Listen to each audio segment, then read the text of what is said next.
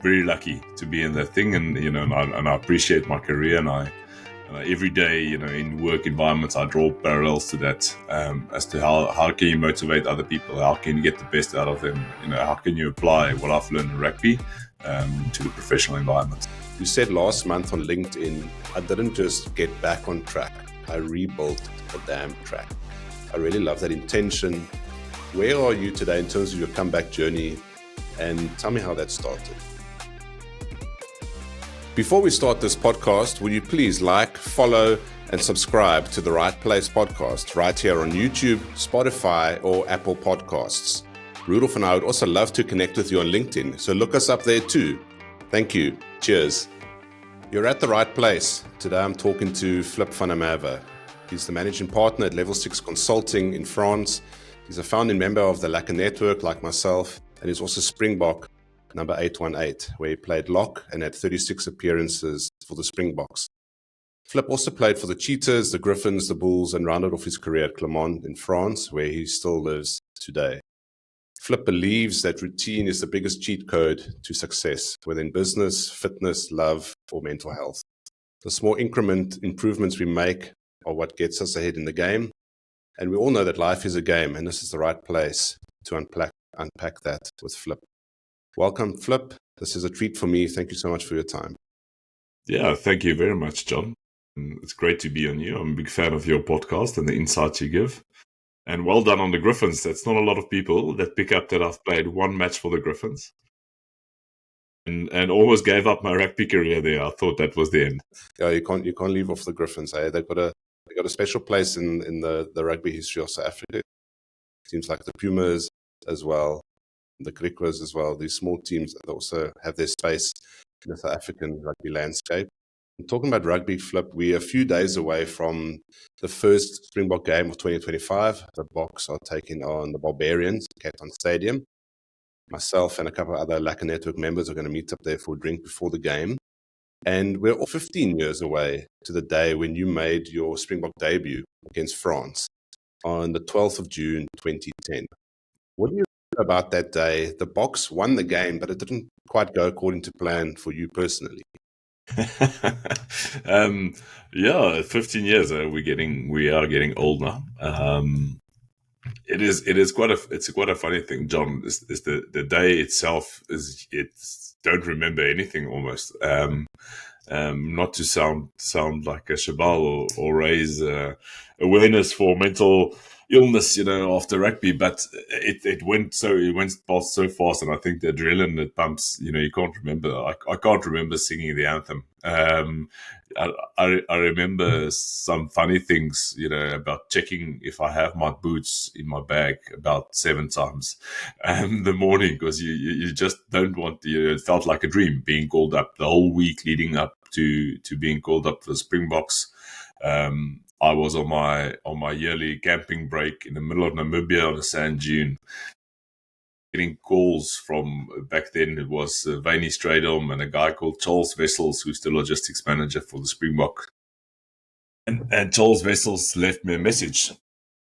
I didn't know I had a chance to be a Springbok. You sort of in and out of the squads, but I mean, you had Bucky's Puerta and Victor Matfield and Donnie Rousseau and you name it. You can go Andries Becker. You can go down the ranks. There's so many locks ready to play for the Springboks. So I didn't expect it. And I was on holiday, and Charles Wessels left me a message, and I sort of ignored it because I was like, I didn't know who Charles Wessels is.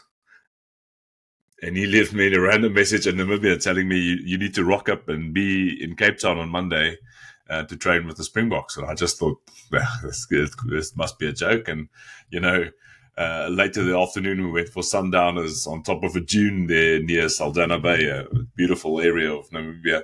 And I saw just messages coming through on my phone, like 14, 15 missed calls, and even Victor Matfield himself gave me a call, and then I realized something must be happening.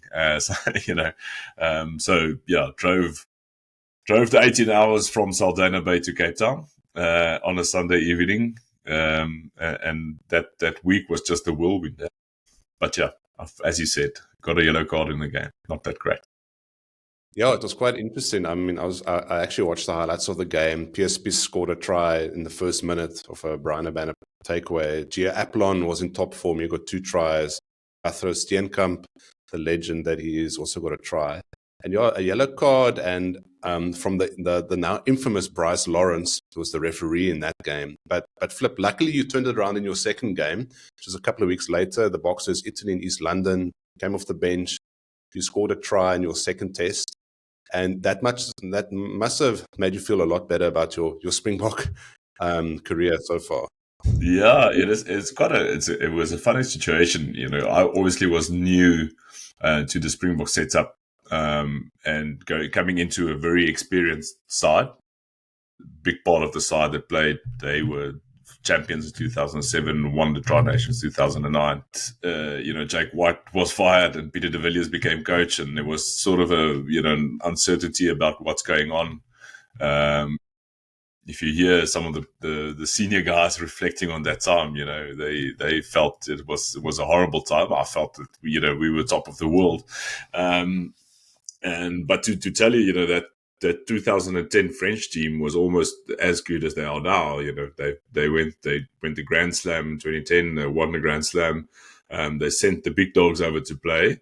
And they couldn't catch a ball that day on Newlands, luckily for us. And funny enough, they had a lot of the Clermont-Ferrand guys, the team that I played later for, in that team.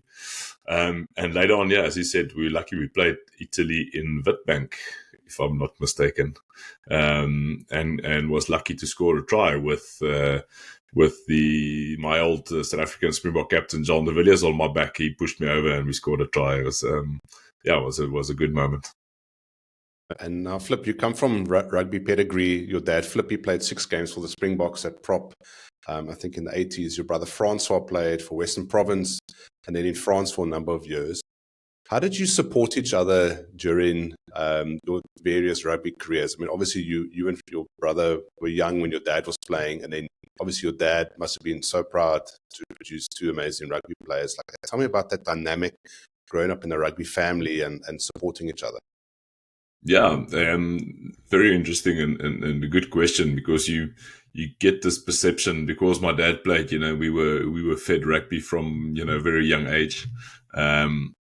I think you, John, South African and especially Afrikaans culture. I'm probably as Afrikaans as they come, van der Merwe. So you can't get around it. As we just play rugby. You start. I think you play rugby before you start walking. Even it's in our genes. And that said, is we also played all the other sports. We played cricket, we swam, tennis, water polo.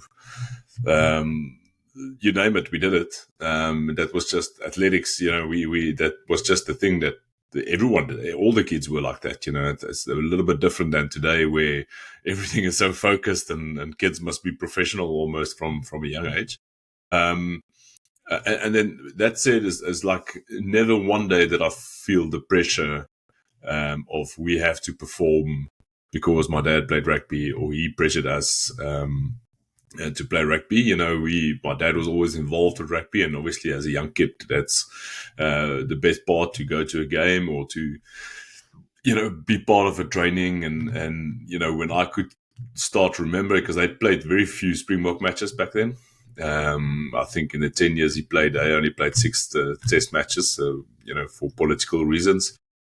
The Springbok test matches, I unfortunately don't remember that much. I remember his twilight years when he was playing for Western Transvaal back then. And he was a professor at the university. So it was just like a normal dad that tended to play for the Springboks on weekends. It was quite a good thing. Being with my brother is obviously, my brother is bigger in size than me. Probably he was a very good player, and just because of the lay of the land, probably didn't get his opportunity to play for the Springboks, but very much could have as well. Came to France very early in his career and made a brilliant, almost played 12 years in France. Won the European Cups and the top 14 as well with Racing Metro. So I think the wrestling sessions we had as young kids definitely helped us. and the mutual support was always there, to get to the matches and support each other through the highs and the lows. There's a lot of lows in rugby as well that people miss, injuries, etc. And it was just about being there to support each other.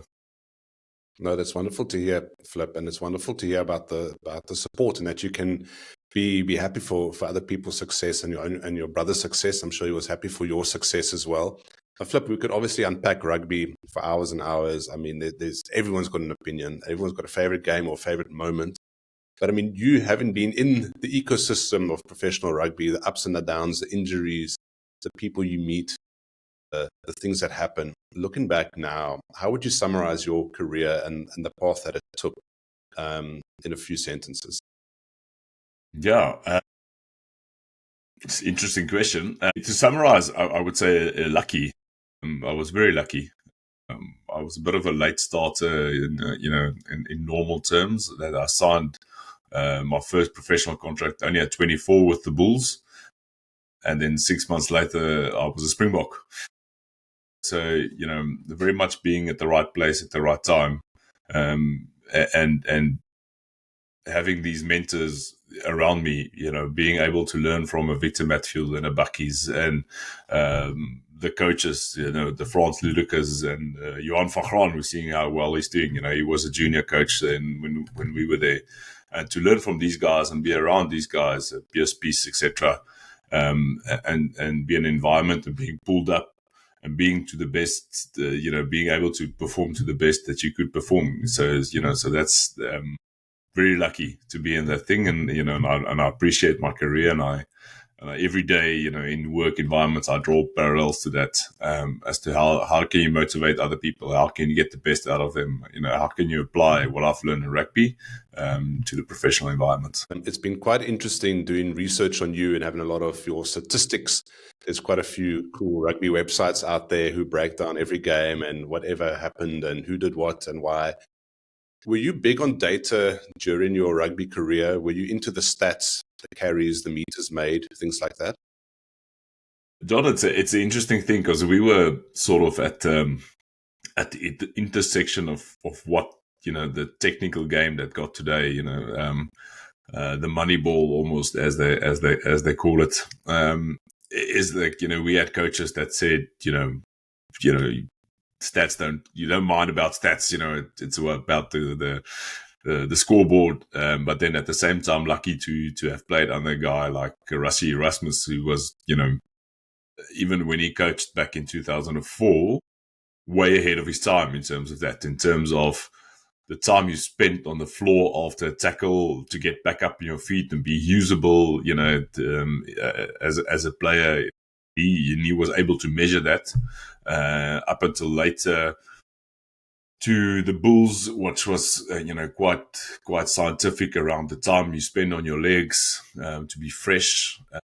And then later on, at the end of my career at Clermont-Ferrand, where we had like data scientists analyzing every step of the day. I was always quite interested in it. I was always quite interested just because I know the power, and also because as a rugby player you always try and find a reason why you are so tired. So that it was, I was always interested in it. But we were more on the video analytics side of things, and we did a lot of homework on the opposition and on yourself and how to improve than we did on pure data. And it's just the way the game was back then. That's very interesting, Flip. Now fast forward to today, and you're the managing partner at Level 6 Consulting, and you're helping CEOs untangle their data, unlock clarity, navigate digital transformation, and build an AI strategy to get the most out of their data. What excites you about the work that you're doing currently? Yeah, I think it's a very interesting space we are in. We with AI coming in and with data architecture, and most companies where the data transformation that we did 10, 15, 20 years ago are becoming legacy as well. And, we have to keep evolving, and it's becoming a little bit of a headache, as we say, the tech stack in the commercial environment. So what do we do? And to help companies to actually be clear on what we can do with the data that we generate in the company. We're seeing very interesting things in different size companies, especially mid-cap companies that have this masses and masses of data, and just to pass that glass ceiling, companies can use the data they already generate. So we're doing exciting work, and it's quite fun to not only the data, but to go further, to see the people side of things. That is changing as well. The type of human we need to recruit, and the guy we need to have in a company these days are looking a little bit different than 20, 30 years ago, so helping companies to see what that looks like in the future. And now, Flip, if there's a business leader that's listening right now and they're feeling overwhelmed by the data, the digital transformation, the buzzwords, what's one of the first steps that they can take just to get them going in the right direction? Yeah, well, obviously call me. I would love to have a discussion. No, it is, it's very much like anything. You have to be informed.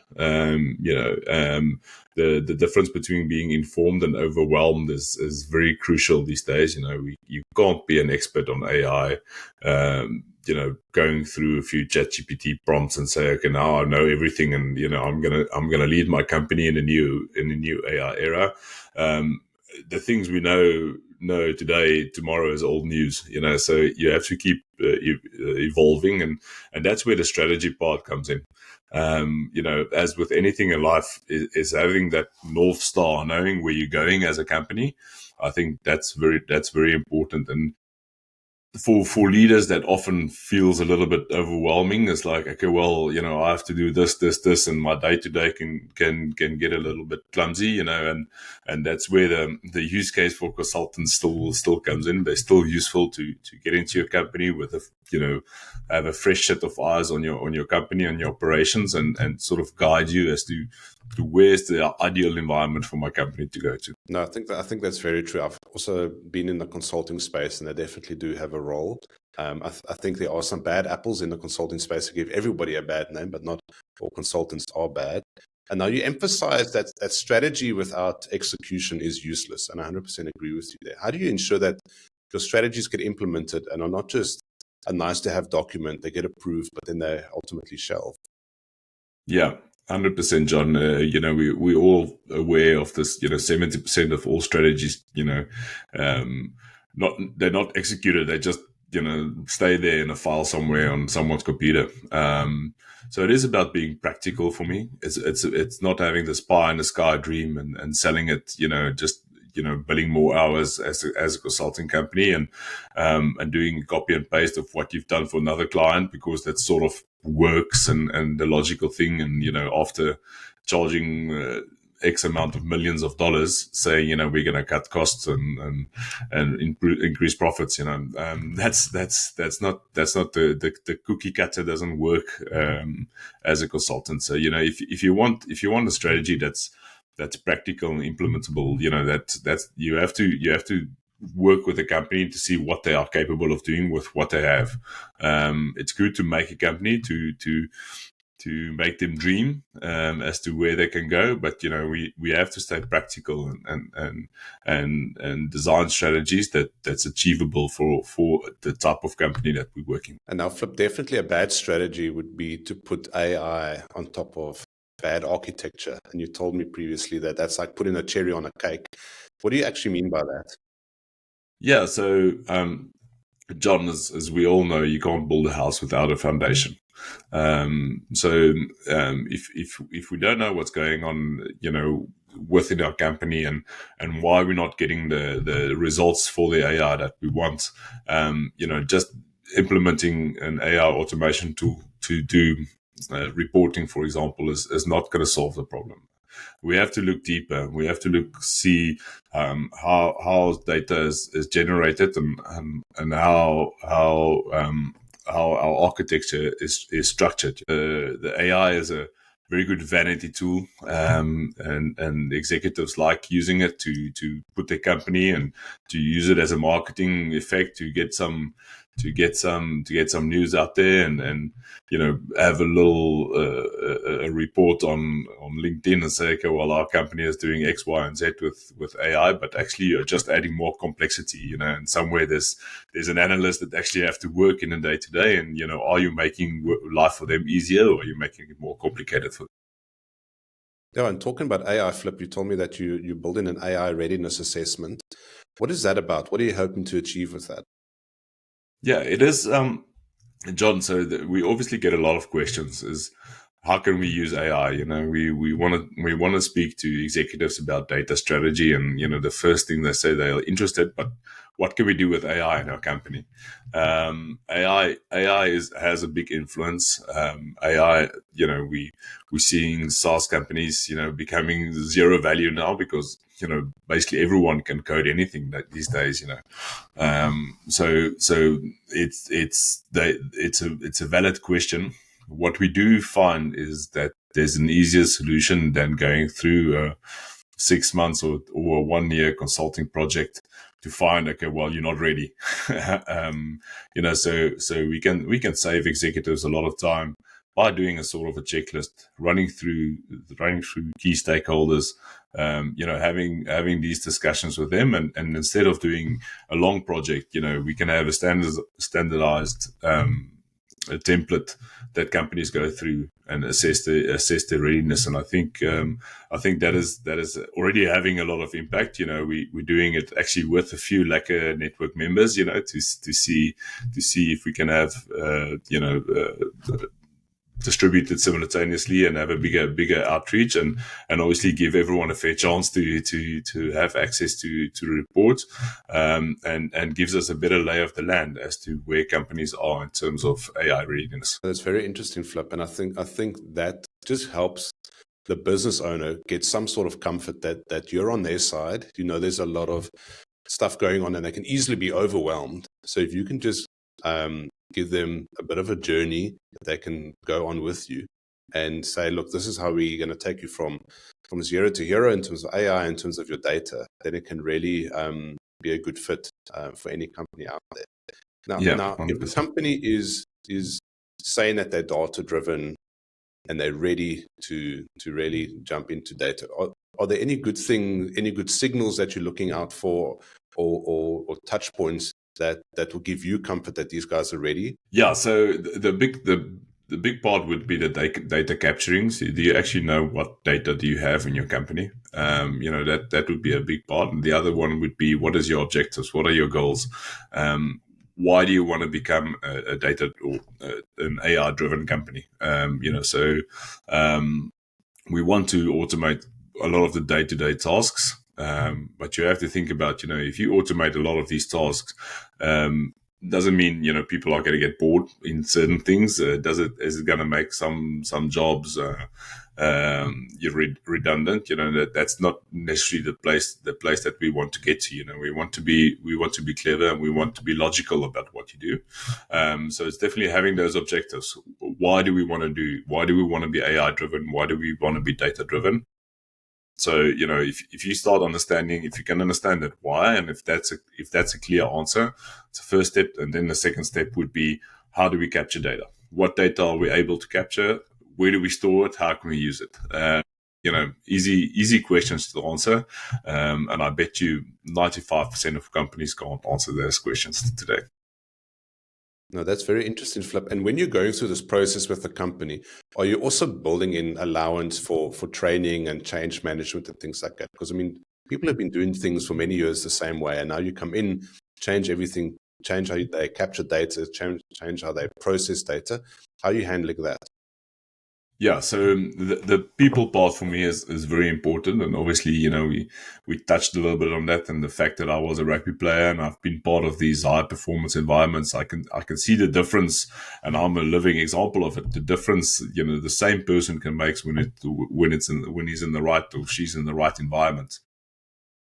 So if it's an environment that motivates people to perform, that motivates people to become data custodians, that's an environment where your company becomes performant. So there's a lot of allowance in that, and the fact that I'm independent and a smaller consulting company, I can touch on several different aspects. I don't just have to push presentations through, and because that's what my boss said I have to do.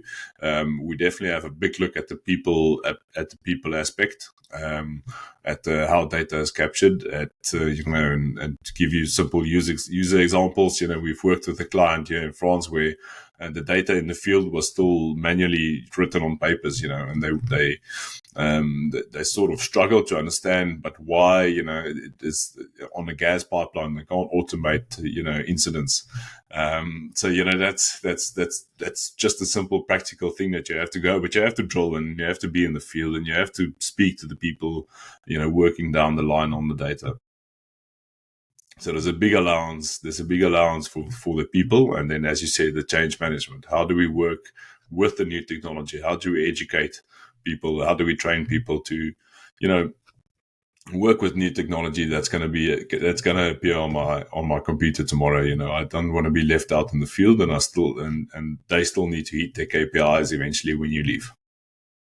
No, that's very interesting, Flip. And I'm glad you're looking at the people, because ultimately people buy from people, and people are the ones working with the data and everything like that. Flip, at the Right Place podcast, we believe your right place is at the intersection of your roles, relationships, and environments. So I just want to focus on that a little bit right now. You said last month on LinkedIn, I didn't just get back on track, I rebuilt the damn track. I really love that intention. Where are you today in terms of your comeback journey? And tell me how that started. Yeah, John, it's a very interesting, as you guys, it started as a fitness journey, but I think it's become a lot more than just a fitness journey. You can speak to any ex-sports man or woman. The change after professional sport is quite severe. It's quite tough to find your place and what motivates you. And then on top of that, life got a little bit in the way. I started neglecting my own health, in the sense that, training sort of got less and less as work got more. And, I delayed, going to training because, I have 2 young kids at home. So, you have to wake up early to go train, but then you don't want to leave your wife alone with the kids. And there's all these excuses that came, and, I ended up at 152 kilograms, which is quite a lot of weight to carry around. And then, the ripple effect of that is, you get a little bit more grumpy, you're a little bit more tired. The end of the day is complicated. Your performance start dropping. There's like mental health issues that start surfacing. You don't have all the belief that you have in yourself.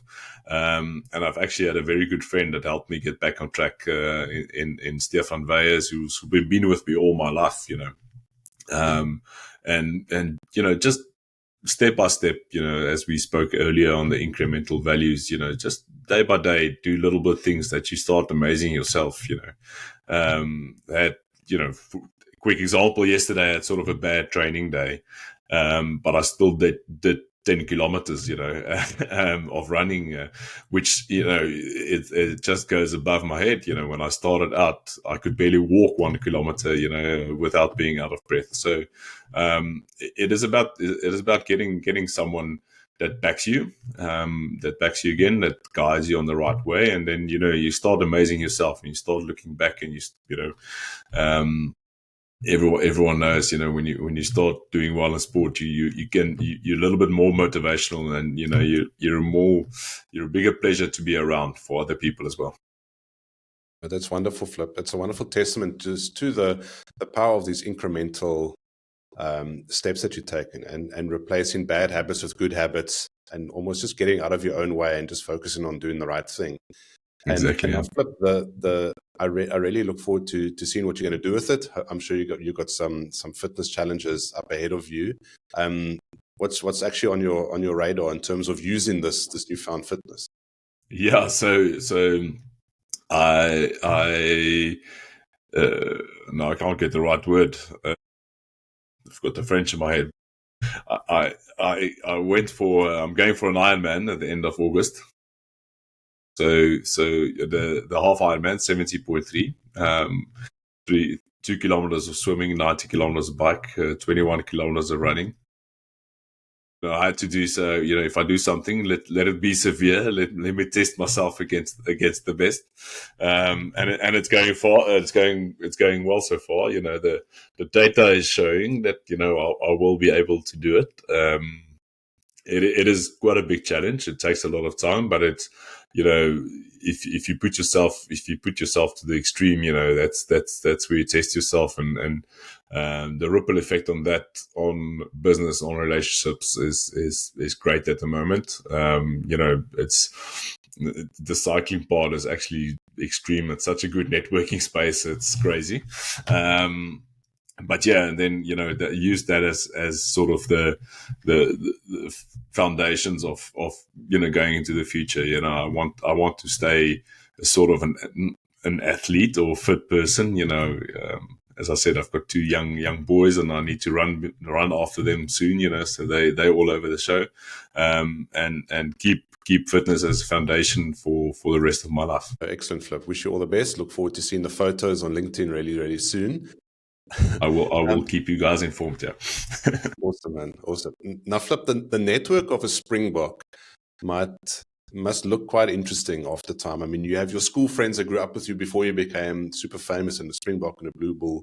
You've got the worm in your street. You've got your dad's friends also coming from maybe the Springbok era, the players that you meet, the sponsors, the hangers-on, the takers, the general public. How do you maintain genuine relationships in this crazy space like that? Yeah, so it's a very, very interesting discussion, John. And I was listening to another podcast earlier while sitting on the bike, because we have a lot of time on the bike where you can listen to podcasts, and maintaining these relationships is very, very, very important, especially in the business context, and being able to still add value is the big question. You go the day you stop being a professional rugby player, it is true that some friends and some supporters drop off the bus just because you can't add that. You add value if you're a superstar. People can come watch you and support you and stuff like that, or you can give them tickets, etc. It is still is important to make effort and get in front of the people, get in front of their faces, remind them, what just keep that relationship going. If we get into like a business development side of things, say, okay, well, now, the tables have turned a little bit, what can we do? How can we work together? And that's the slogan of the Lekker network that I enjoy the most is how can I help you? Sort of change that, how do we get a project out of this to how can we help each other?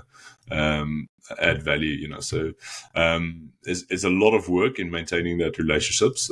I'm not always the best, when you're building a business, you sort of get into your own little hole, and you start grinding, and in a digitalized age, we keep forgetting that just having a beer together, or the warm handshake, or having a golf or a walk together, how important it is. And I enjoyed your podcast the other day where you guys said, how can you add value when people are getting busy? And that there's some very good insights in there as well. Just a little message of support where a friend is very busy, or just to check in every now and then, sort of make it a list to check in, on people. That's very important. Yes. No, excellent, Flip. I love that answer, and thanks for the support of our podcast as well. I think it's really important to know that these things go through different seasons, and you had a season as a professional rugby player, and you've developed as a person, as a human being. You've gone through life's ups and downs. Now you're in the corporate space, but you still have value to add, and you still can achieve a lot. You still can add value to people, but also that you've matured over time. You've seen people just want you for your money or your fame or for or whatever the case may be.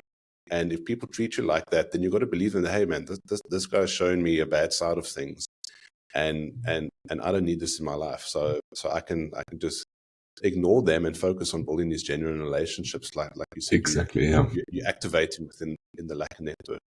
Now, Yeah. Flip, you reached the top of rugby success, played with amazing players, were coached by legendary coaches. Is there a coaching session or a coaching slam down by one of the coaches that still sticks in your mind, that really just like shook you as a player, but like you hold on to and like remember what that coach said in that situation, and that still has stayed with you to this day? Yeah, there's obviously a lot of things coming to mind, and there's a lot of things that we, coaches are different in all their ways, and certain things that you learn from certain coaches. Back Rassie Erasmus is very, it's well known. He's famous for being so good these days. And people can see what he does, and he's made the documentaries, and he's got his own podcast even now, and he speaks about leadership. But back in the day when we started, and he's very practical about coaching. There's no BS about what's going on and what's happening, and that helps. It doesn't always work in a corporate environment. You have to be a little bit more politically correct, especially when you come to Europe. But that's something I took from him. And back in the day when we started, he was the first guy to swing out 3-hour video sessions to go through.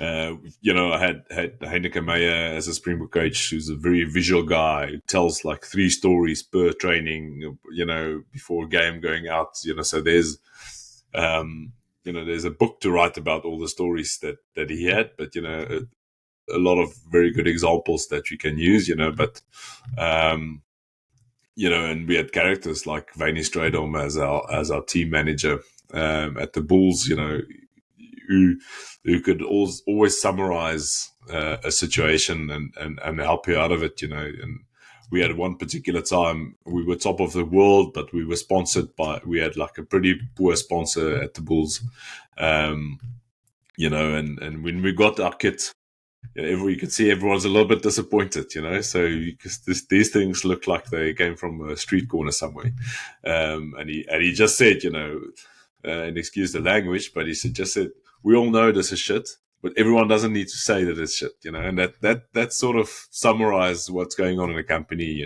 Sometimes when you go down a you're on a downward trend, if it's easy to jump on that and everyone say, okay, well, it's going bad.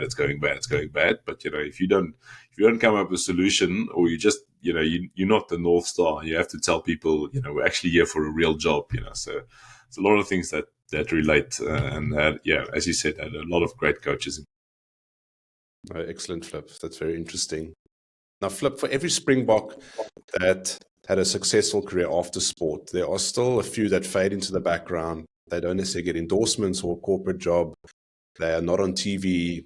Have you still got contact with a lot of your Springbok friends, your Blue Bulls friend, but like the more like the non-famous ones, the guys we don't see on SuperSport every week, or playing cricket and paddle and golf days and that? Yeah, no. Obviously you make friends for life, and we still are very good friends, and there's a lot of old rugby players building very, very good businesses, in the shadows, as you say. A lot of the forwards, they're used to that. They're used to working in the shadows and not taking the shine. So yeah, we still have good community, and luckily these days, we have WhatsApp groups all over the show, and to be part of and see what people are doing, teams we play with, and people that were opposition that you became friends after with. So we check in. It's important to check in and see that everyone is doing well and fine. Now, Flip, if you allow me, I've got one more rugby question. In my research, I saw a few years back you gave your perfect 15 rugby team to SA Rugby Mag. Obviously, Dan Carter, Richie McCaw, Victor Matfield, Brian Abana, they all made your list there. And then for the 8th man, you said Dwayne Vermeulen, and you said better to have with you in a team than to be playing against him. Tell me about that. Yeah, so Dwayne, I was lucky enough, I played with him at the Cheetahs already when he was a very young guy, and just raw talent. Very, very good guy, and very hard worker. And, it was amazing to see what he became later in his career.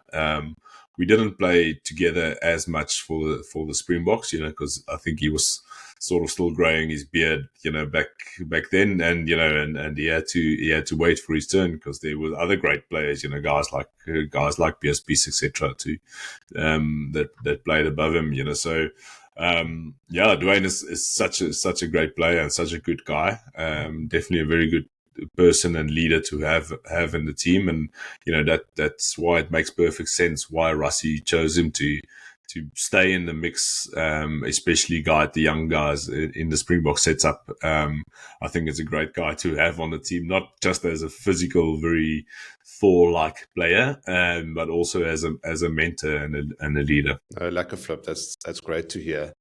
Something you might not know about me is I've gotten to know Dwayne over the last couple of years because his son and my son play in the same rugby team here in Durbanville. Yeah. And I must tell you, like father, like son, you don't want to be playing against Dwayne. You don't want to be playing against your son. They're going to take you out. They're going to Yeah, it's not fair. they're going to talk you out forwards. Definitely. Yeah, exactly. Yeah, I like them, man. Flip. Lastly, my son is 12. He's playing excellent rugby. Got so many great friends. Every lighty's dream is to play for the Springboks. But obviously, we've got so much depth, so much talent, so many schools playing rugby nowadays. What would your advice be to a 12-year-old boy about just playing rugby right now at this age that they're in? Yeah, first would be just enjoy it. That's why if you don't enjoy it now, you will never be able to do it later on. And it's more advice for the parents than it is for the young boys, because the rugby itself teaches you all the lessons you need to know. It teaches you humility, and it teaches you hard work, and it teaches you resilience, and to get back up from the floor when you get smacked, so but more for the parents, and I'm stealing this from Australian fast bowler Michael Kasparovich that said, and it goes about the chat in the car after a rugby game, that feedback that you give your kids, and I think it's very important, and it's not always to when you run do this, or when you tackle do this, but I think parents, especially South Africa, they forget to ask the children that you enjoy it. And that for me is the big, especially at that age, 12, 13, 14, where you're sort of discovering what is life. To go, you have to go out there, and you have to be able to run with a smile on the field, because that's what it is.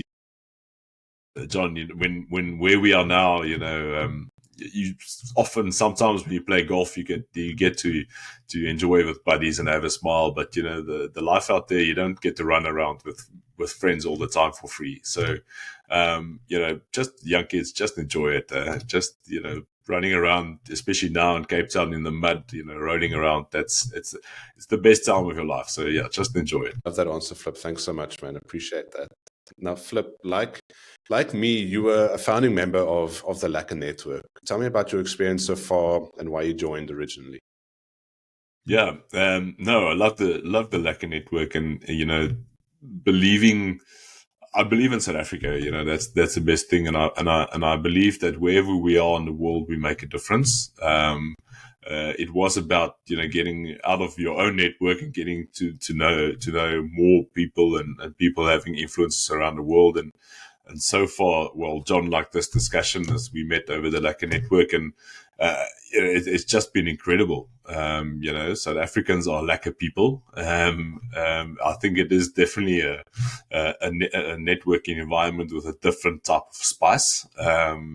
It is not mundane. It's alive and well, and there's a lot of deals going on back and forth, and everyone you meet, even if it's just for a random discussion and there's not really business, you just feel better after such a discussion, So as I said earlier, I believe in in the Lekker Network's mantra of how can I help you? You know, that is South Africans. We're always there. We always want to help otherwise and other people and reach a hand out, you know, and that's something that I want to continue. And, you know, and as the Lekker Network, I can see it growing and I can see it being more stable and getting more chapters all around the world, you know. I want to be part of it, and I want to, you know, proudly bear the flag for South Africa, in a corporate sense, after the rugby. Excellent, Flip. That's excellent to hear, and very grateful to have connected with like-minded people like you, who's had this amazing career and also still sees the value in being a South African, championing what South Africans are about and the lekker that we have, and connecting the dots and just helping each other. Because I mean, that's what really makes South Africans different. We can talk nonsense about rugby, we can catch up over a beer or at the braai, and just we've got this unbelievable advantage in being able to connect with each other. So if we can support each other in any way, open doors of opportunity, encourage one another, then we can really build amazing businesses wherever they are in the world. And I think the Lekker Network can really be at the forefront of that. It's just helping each other. Because I mean, we know what it's like to be South African. So why not? Let's just help each other be better South Africans and fly the flag high. 100%. Yeah. Yeah, 100%. Couldn't agree more, John. It's such a, I think there's already great businesses that we see in the Lekker Network, and we see the results of when anyone has a little bit of a need or a want, how quickly people react and be able to put in contact. I recently had one of the boost sessions, you know, and that's such a live, and you feel so great after. You feel like you can conquer the world, you know. So, yeah, I love South Africans, and I love the Lekker Network. Excellent, Flip. Excellent. Now, Flip, we always end off our podcast by asking the same question to all of our guests, and that is, Flip, in 2025, what does being in your right place feel like? Yeah, very good question, you know, and my motto for 2025 is the ripple effect. As the Lekker Network, I feel in my right place when I'm able to help other people.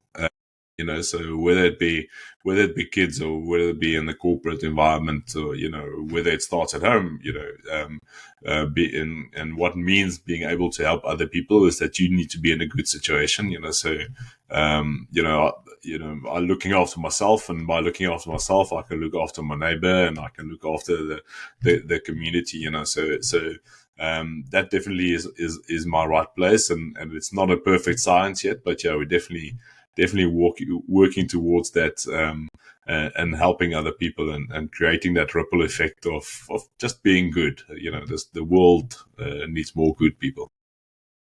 No, definitely, Flip. I agree with you. I think the ripple effect is something that, I mean, we all know about it, and we should actually know that, like, one good deed leads to another.